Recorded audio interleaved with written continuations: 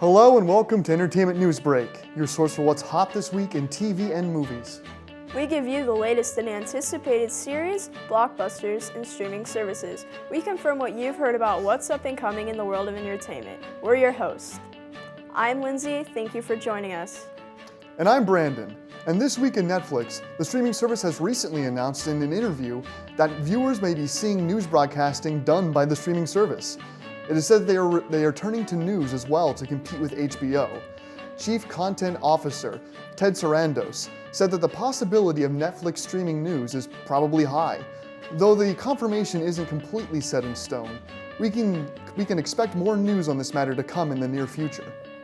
This month, on November, we can expect more of our favorite movies and TV shows to be released on Netflix, Amazon Prime, and Hulu. This month for Netflix, viewers can be excited to catch up on some of their favorite series such as Young and Hungry Season 2, 7 Deadly Sins Season 1, The Red Road Season 2, and Switched at Birth as Season 4. As for Amazon Prime, we can expect to see classics such as The Adventures of Milo and Otis, The Mask of Zorro, and The Newton Boys.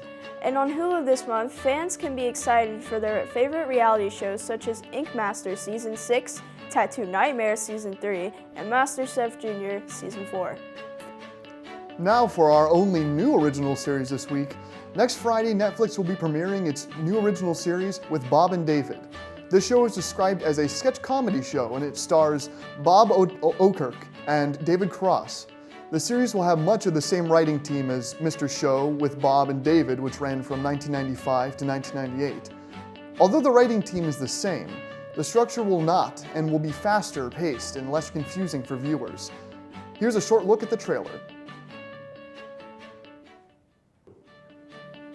So another old series getting a revival on Netflix. I'd never really seen the original Bob and David show from back in the 90s. I'm not sure if it got a DVD release or not, just nothing really ever drew me to it, and probably not when it was originally released because I was 3 to 6 when that shit was originally airing. But from what I got out of the trailer for the new Netflix series, I didn't know that it was, I never got the impression that it was a sketch comedy show, because the trailer just kind of builds it up as just this sitcom with this group of friends. It just has them like sitting around a table and discussing, all these supposed plans of, oh, this is what I'd really like to do with my life. I'd like to create this, I'd like to create this. And then the other half of the table is really pessimistic and cynical and, pushes them down. And the whole joke is, they're playing poker and all at the same time just kind of fighting with each other, and eventually they all just kind of leave, and then it just cuts to, oh, here's all the guys and here's what they do, and showing other locations. But that little bit was so entertaining that I'm like, whoa, okay, so if they actually leave this room, what else could they get into? Yeah, it did seem more like a sitcom. If no one would have told me it was like a sketch comedy show, I probably would have thought it was a sitcom. It's just, once like the way it's set up, it's supposed to be really fast-paced, kind of go the next. I'm not sure if they really connect it maybe in one episode. Like some on Comedy Central may do, like they might have a theme of them. But either way, I think the way it's set up, it's supposed to be more modernized, how a lot of sketch comedy shows now are. Like you go to one, you go to another, and then it goes back to that one. So I think the form will really help its modern time. I'm not sure how the other one was set up because it said it was different. But yeah, Netflix is definitely taking a part on reviving old shows. Like they're reviving Full House, Gilmore Girls. Now this, how much more will we see? I didn't even know about Full House, and then there's Arrested Development that they had a whole new season, just built on Netflix. And I like the look of Bob and David too. I guess the only problem is that I can't really guess what they would do for other skits on that show, because it's kind of just unpredictable. It just seems like sort of a alternative sense of humor that I guess had a big cult following back then and just was looking for a way to come back. I like the cast. The two guys, the guys that play Bob and David, I've seen them scattered throughout different movies and supporting roles in mediocre comedies, but they were the highlights of those films. And it would be interesting to see, what they could do with a show entirely focused and directed by them. But it looks like that they're also giving more screen time to the other cast and their friends as well. I also like that it's keeping a limit on the, it's on Netflix. It can kind of do what it wants, as Orange is the New Black is shown. But they've been sort of limiting themselves on what they want to do for content. The language is dirty, but it's used in a realistic way. The people on the show are written like people, and the comedy comes from situations that actual people would get into, not characters that are dumbed down like a lot of, just traditional sitcoms that we see on TV every day. Hearing that, hear you talk, I wasn't sure how much hope I really have for it. A lot of comedies are either hit or miss. You watch South Park, one episode could be hilarious, the next 5 could be awful. Yeah. It's a hit and miss for everybody, and I think comedy is so hard to portray right, and I think it being a sketch comedy even harder. But when I hear you say that and think about the cast and how they've been scattered out, I remember, was it Bob? He was on Alvin and the Chipmunks. I didn't even realize that he was Ian. He was a bad guy, but he was hilarious. And I think they do have potential. I'm gonna check it out for sure. I love comedy, and Netflix, they have really good success with it. So I might check it out, even though I'm a little weary. So up next, we have Madison and Tiffany with this week's Top 10 Box Office Hits. And when we come back, we will be discussing what's new this week on television. Don't miss it. Sci-fi period piece epics, as well as some haunting tales just in time for All Hallows Eve, are just some that make up our list this week. I'm your host, Madison. And I'm Tiffany for this week's Top 10 Box Office Hits. Tensions rise in the war against drugs on the U.S. and Mexican border at number 10, Sicario, which took $2.95 million this weekend. This action-packed crime drama stars Emily Blunt as Kate Macer, an FBI agent that must work together with hitman Alejandro, played by Benicio del Toro, to thwart the drug cartel of Manuel Diaz, played by Bernardo P. Sarcino. Experience Never Gets Old claims number 9, The Intern. Our first comedy of the list that made $3.86 this weekend stars Robert De Niro as Ben Whitaker, a 70-year-old widower that has grown bored of retirement and seeks to get back in the game. And thankfully, a fashion website managed by Jules Austin, played by Anne Hathaway, takes him on as a senior intern. Can Whitaker adopt the modern world of business, and could his experience help Jules improve her own business? Number 8 is our first true horror movie of the list, which comes from famed director of the Hellboy movies and Pacific Rim, Guillermo del Toro. His new work, Crimson Peak, follows Edith Cushing, played by Mia Wasikowska, an author running away from a family tragedy into the arms of mystery stranger Thomas Sharp, played by Tom Hiddleston. The two marry, and Edith comes to live with Thomas and his sister Lucille, played by Jessica Chastain. Ethan soon learns, however, that the house is a place that breathes, bleeds, and remembers. Aaron Sorkin, writer of The Social Network, reports to paint another great portrayal of techno icon with Steve Jobs at number 7. Michael Fassbender stars as Jobs backstage as he works towards the unveiling of 3 of his iconic products, ending with the iMac. The film also shows how this affected his family life as well as his health. The long-running Paranormal Activity series returns at number 6 with Paranormal Activity, The Ghost Dimension. The 5th found footage Terror Fest stars Chris J. Murray, Britt Shaw, and Ivy George as a young family that must protect their daughter from an evil entity with the help of a special camera that can see spirits. The film promises this time you will see the activity. Stay tuned for our top 5 weekend box office hits later in the show. For now, I'm Tiffany. And I'm Madison. See you back after the break. Satellite Television Network Starz is to premiere a new series from a writer and producer of AMC's hit show Breaking Bad this Sunday night. Flesh and Bone is the newest work by Moriah Wally Beckett, who worked as a writer and producer of Breaking Bad, and features choreography by Ethan Stiefel, a name well known among those who follow ballet as the former artistic director as the Royal New Zealand Ballet from 2011 to 2014. And principal dancer of the American Ballet Theatre from 1997 to July 2012. Flesh and Bone follows Claire, a talented but emotionally troubled dancer who joins a company in New York City and soon finds herself immersed in the tough and often cutthroat world of professional ballet. Flesh and Bone will only air its first episode this Sunday, November 8th, on television, but the entire 8-episode series will be available online at the same following the television premiere. Let's take a look at the trailer. In other news, Apple will have started shipping the first of the newest generation of Apple TV sets by the time this episode airs. The new generation for the device starts at $149 for a 32GB model and $199 for the 64GB model. Apple claims that the devices will take only 3 to 5 days to ship from their warehouses. For those that don't know what Apple TV is a product that utilizes all the apps that you have used on your phone for streaming videos such as HBO Now, Watch ESPN, and Netflix, among others, and reformats those apps into a big screen, couch potato friendly format. Apple TV is aimed to revolutionize the way you interact with your television with the implementation of the popular Siri function. This weekend in television news, we have a new season and a new series premiere coming at you. First up, we have CBS's Elementary, which will premiere its 4th season Thursday, November 5th at 10 p.m. on CBS.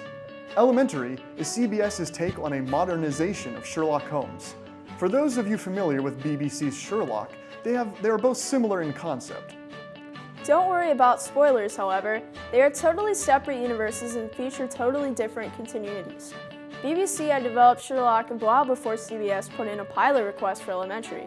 So the two networks worked together to make sure that their plots did not steal any of their elements from each other. Let's look at the trailer for the upcoming 4th season. When Elementary first started off, when I began seeing the trailers for it come out, I was not grabbed by it.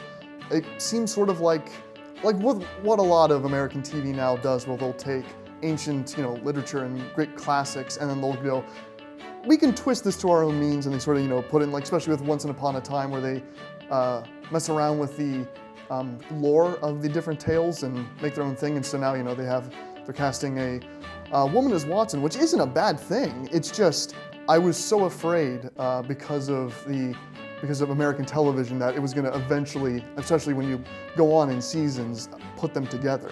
But from what I saw of the new trailer, no, they make it very clear they're partners. They can hug, but there's nothing that close, and they have that chemistry, kind of like, Mulder and Scully on the X-Files.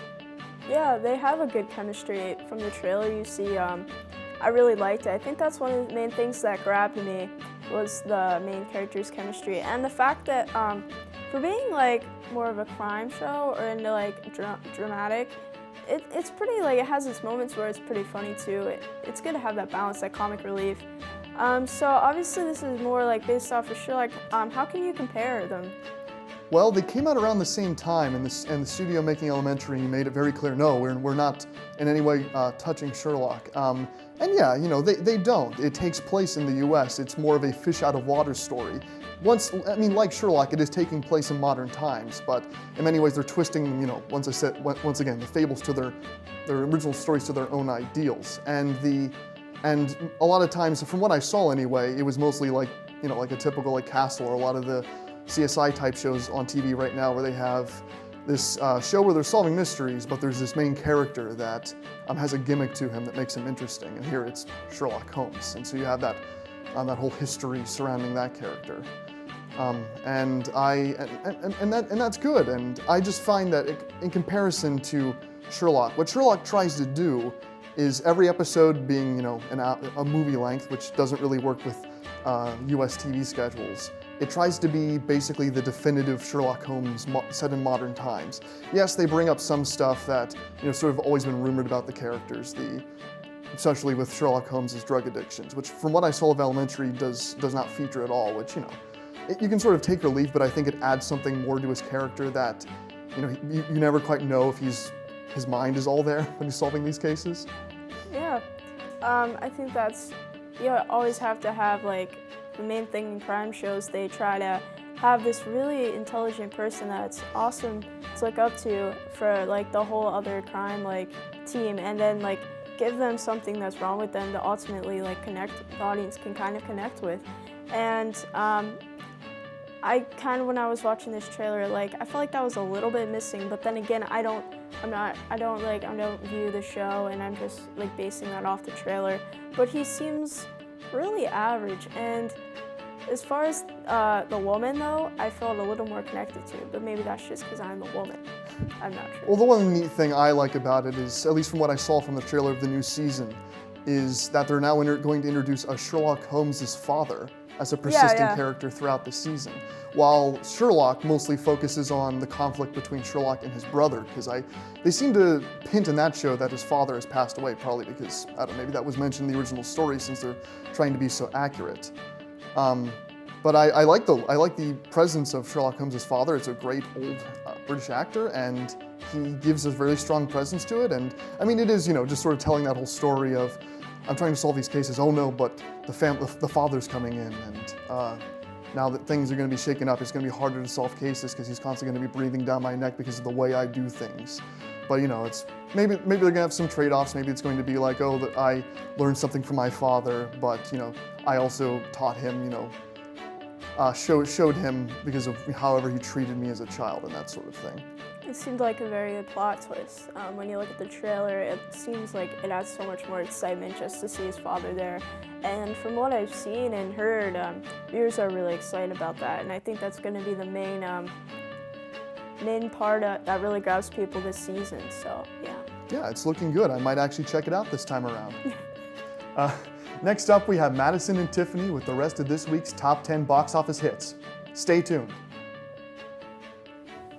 Welcome back to the top 10 weekend box office hits. I'm Tiffany. And I'm Madison, and now it's time for the top 5. Number 5 houses the animated comedy Hotel Transylvania 2, which took in $9 million this weekend. Adam Sandler returns as Dracula, whose Hotel and Resorts for Monsters is continuing to do well after the events of the first film. However, when he learns his half-vampire, half-human grandson is showing no signs of being a vampire, he must hurry to bring out his inner monster before he is soon visiting grandfather Vlad. Mel Brooks thinks he's letting humans into the hotel. While the other entries are sure to fill your Halloween vampire, ghost, and monster quota, Vin Diesel returns to check witches off your list with number 4, The Last Witch Hunter. Diesel stars as a witch hunter alongside veteran actor Elijah Wood and TV star Rose Leslie as they attempt to stop the combined forces of the most horrifying witches in history. After tackling the dark struggles of the Civil War in Lincoln, Steven Spielberg returns to paint the Cold War in Bridge of Spies. At number 3, Tom Hanks leads a helm of American lawyer James B. Donovan, who is recruited by the CIA to take on an intense negotiation mission for the release of a pilot who was arrested after his plane was shot down in the Soviet Union. Number 2 is a treat to both children and children of the 90s. Reader beware, you're in for a scare. It's the return of R.L. Stine's Goosebumps, but this time on the silver screen. The movie follows teenager Zach Cooper, played by Dylan Minnette, who is upset after moving from a big city to a small town. Things begin to look up when he meets the girl next door, Hannah, played by Odeya Rush, and her father, R.L. Stine, played by Jack Black. Stine reveals that the monsters in his book are real, so he protects his readers by keeping them locked up in their books. However, when Zach unintentionally releases the monster, it's up to him, Stine, and Hannah to put them back. And finally, the number 1 box office hit of the weekend comes from the legendary director of the works like Alien, Blade Runner, and most recently, Prometheus, Ridley Scott. His newest work, The Martian, which took in $15.9 million this weekend, goes back into space, but perhaps, especially in light of recent events, to subject matter that is not quite science fiction anymore. The film star Matt Damon as astronaut Mark Watney, who is presumed dead and left behind by his crew after a nasty storm that took place in the mission on Mars. Alive but stranded on Mars, with few supplies, Mark is forced to gather his knowledge and wits to find a way to signal Earth that he is alive. Thank you for joining me for this weekend's top 10 box office hits. I'm Tiffany. And I'm Madison. Be sure to stay tuned for more movies news with Leslie and Brandon after the break. On November 6th, the next edition of the 007 series, Spectre, will make its theater debut. Daniel Craig returns as James Bond and receives a cryptic message from his past that sends him on a trail to uncover a sinister investigation. While M battles political forces to keep the Secret Service alive, Bond peels back the layers of deceit to reveal the terrible truth behind Spectre. The film also stars Christoph Waltz, Ralph Fiennes, and Monica Bedell. Let's take a look at the trailer. And more exciting news developing in the world of the box office film, directed by Steve Martino, will connect to those young and old with the Peanuts movie. Snoopy embarks upon his greatest mission as he and his team take to the skies to pursue their arch nemesis, while his best pal Charlie Brown begins his own epic quest back home. Check out this family comedy. It hits theaters this Friday, November 6th. The last movie on our list this week is a film that's based on a true Pulitzer Prize-winning investigation. The film stars Rachel McAdams, Mark Ruffalo, Stanley Tucci, and other award-winning stars. On November 6th, this movie will tell the story of how the Boston Globe uncovered the massive scandal of child molestation and the cover-up within the local Catholic church, taking the entire Catholic Church to its core. Stay tuned for this drama when it hits theaters this Friday.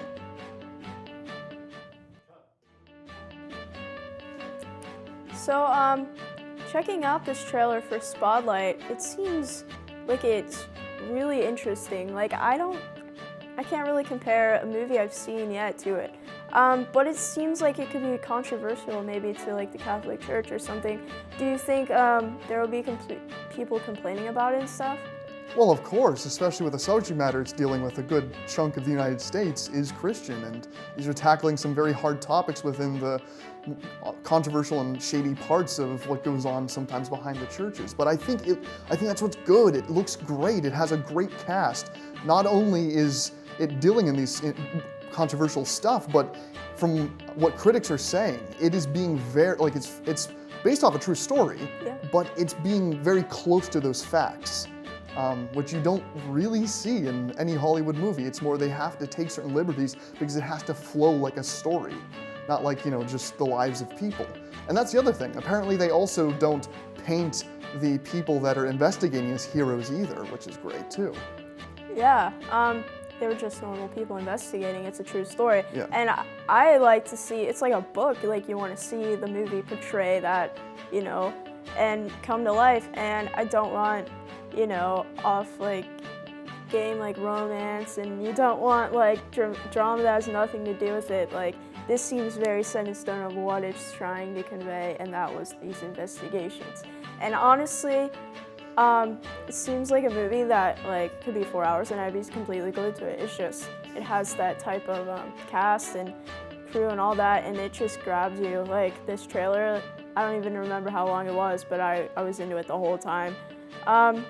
So, what do you think is the best people in this cast? How do you think it affects the movie? Mark Ruffalo, who is now at the peak of his career after, he quit film and then came back, and then that's how he got involved with Avengers and that kind of stuff. And good for him, he's flying, and he dominates the narration of the trailer. And his character, and he's just, we don't know much about his character from what the trailer says, but we get the idea that, he's another one of the reporters and one of the lead ones trying to get in on the information, while these businesses that are probably attached to these churches are trying to hide their information. And they also have Michael Keaton, who, outside of the sort of obscure Birdman a few years ago, hasn't really shown up in a lot recently. But I'm happy to see him back. He was a huge presence in the 80s and 90s. Obviously mainstream-wise with Batman, but just sort of sprinkled throughout. And he's another great presence of this film. Yeah, I was surprised. I was like, people have like YouTube comments were like, "Oh my gosh, this cast is amazing." That definitely, I think that's kind of a good distraction for how controversial it may be. Yeah. That's really good. When you have a really risky subject and making a good cast and a good story behind it, I think it makes people more willing to maybe check it out. And yeah, the first time I saw Mark Ruffalo in a movie, it was when I was a kid watching 13 going on 30. And even then, like, I fell in love with the guy. Like, in whatever, like, no matter if he's a jerk, no matter if he's a really nice guy, he's just a good actor, and he's captivating, honestly. And in Avengers, he's great as well.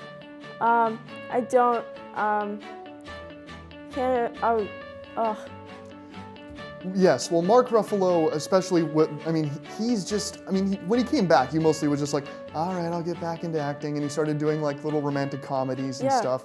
But then, no, he just took off. Now he's, in the big mainstream superhero movie. He's now in this hard-hitting, controversial thriller that's also very fact-based and based. And this film is gonna shake things. I can feel it. It's gonna be something really great. And from what reviews are seeing, it has a 97 on Rotten Tomatoes. So I hope everybody goes to see Spotlight. It looks fantastic. Well, that's all the time we have left for this week. Tune in next week for more news in your favorite original series, television shows, and movies. I'm your host, Lindsay. And I'm Brandon. See you next week.